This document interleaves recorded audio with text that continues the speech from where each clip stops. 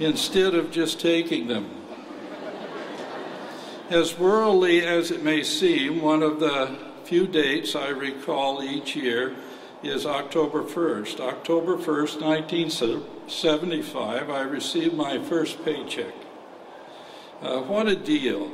To be paid to study instead of paying tuition. You too will soon provide services worthy of payment.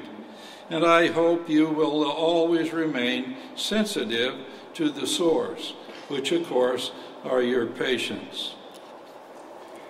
Today is not only a commencement, but also a transition filled with real and rare opportunities. You will soon have much freedom and, of course, much responsibility. You will set the pace, the deadlines. It will no longer be set by the Mortars, the Durays, or the Canterburys. Now is the time to ask, what is it that I really want for myself, my patients, and my family? What are my dreams and my purposes?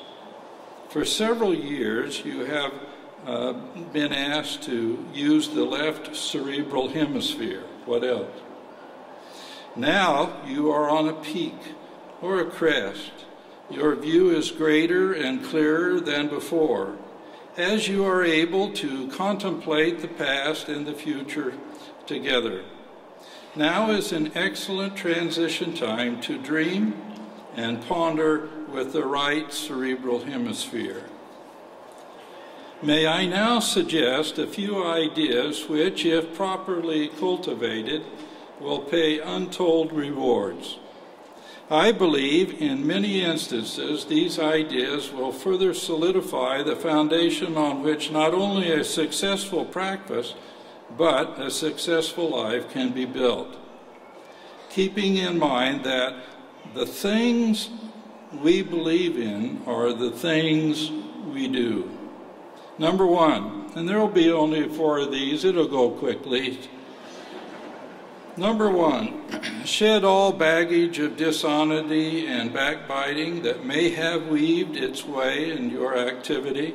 Sir Walter Scott's statement, "Oh, what a tangled web we weave when first we practice to deceive," has great application as you leave Palmer this day. One might easily blame the system or circumstances of rules and regulations in which you find disagreement. There will always be a system of rules and blame to go around. Honesty should not be the policy in your office. Rather, it should be a way of life. Live with clear conscience. If you have found yourself belittling others, pay careful attention to your oath today. That's a long oath. It goes on, but pay attention. Number 2, I met a chiropractor several years ago who illustrates well the next part I would present, and it won't take very long.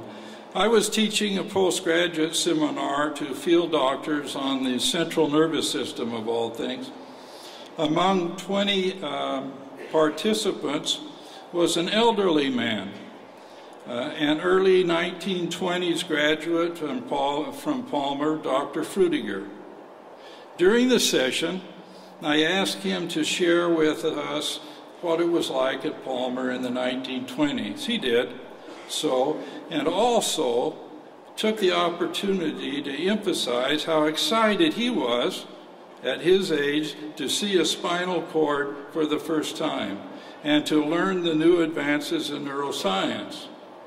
He had been a marvelous success for 6 decades without basic science credentials, yet sought truth by broadening his perspective through learning and seeking, and those were key words that he used to us at that time. When I pulled out the brain and the spinal cord, he nearly had a coronary. He was excited, he was so grateful, and so was I, really. to see such a wonderful man. I've often wanted to be like Dr. Frutiger. As soon as possible, establish a room or a corner in your home away from the TV or iPod. A library where good literature abounds, where you may continue your studies, where the young ones in your home can find a love for the reading and for pondering a bit. One of the key items in the library should be a personal journal. I have told you that before and have given you examples in class.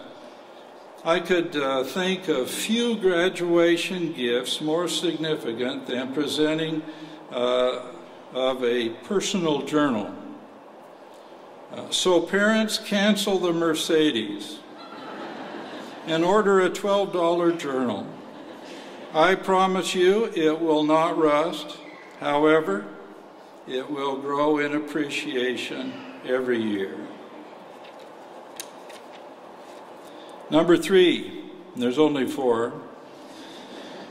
Review and keep the values you have developed at school. Limited budgets that I know you have.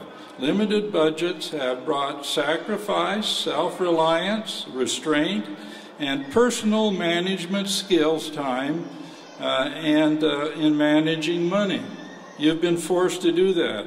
When the young man Solomon took over the great nation of tribes called Israel, he did not ask the Lord for gold, silver, or power, but sought in humble prayer that he might govern with wisdom. He was blessed because of his unselfish request. He was even blessed with gold and silver such as the world had never previously known. You might well be advised to manage your future using the wisdom that humble circumstances have taught you these past few years at Palmer. So those were good things to toughen through.